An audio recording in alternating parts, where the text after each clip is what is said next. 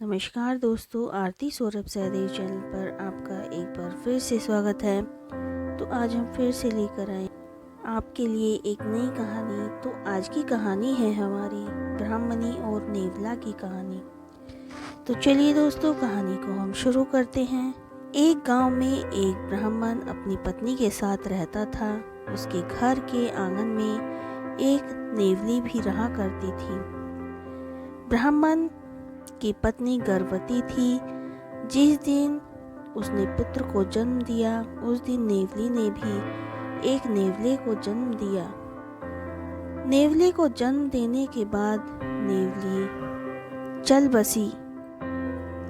ब्राह्मणी के हृदय में प्रेम भाव उमड़ पड़ा और वह अपने पुत्र के समान ही उसका भी पालन पोषण करने लगी।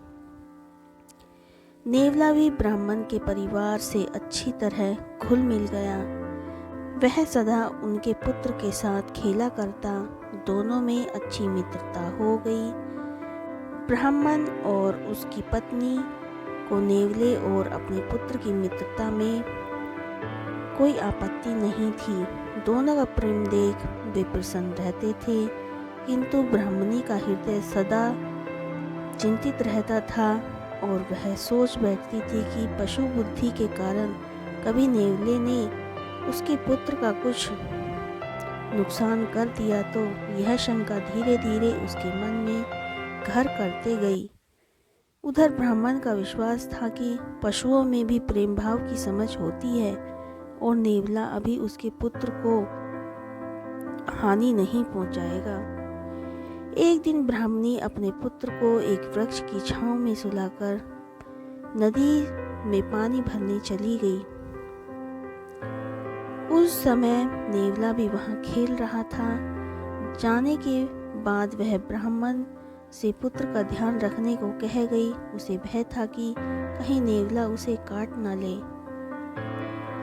ब्राह्मणी के जाने के बाद ब्राह्मण ने सोचा कि नेवला और उसके पुत्र में गहरी मित्रता है, वह उसे क्यों काटेगा, और वह भिक्षाटन करने गांव प्रस्थान कर गया।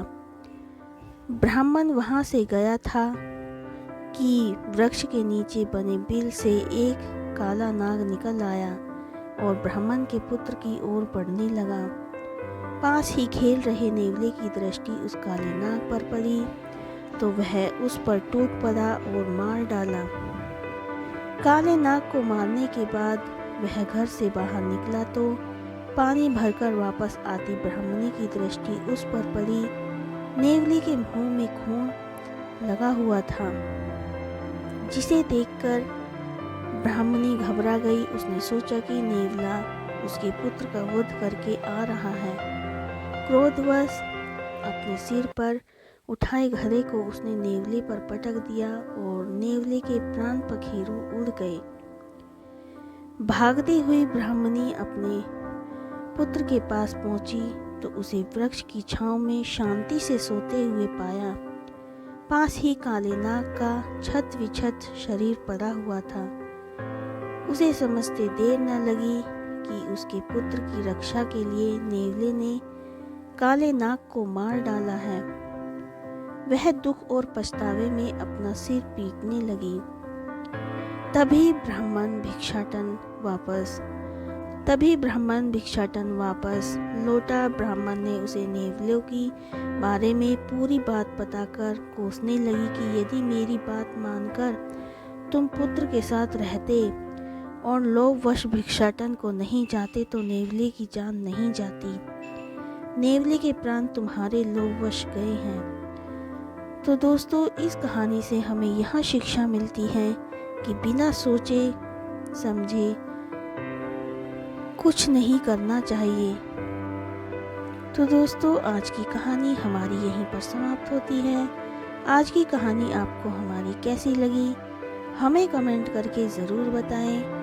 अगर आपको हमारी कहानी पसंद आई हो तो उसे ज़्यादा से ज़्यादा लाइक और शेयर करें और हमारे चैनल को सब्सक्राइब करना ना भूलें। धन्यवाद।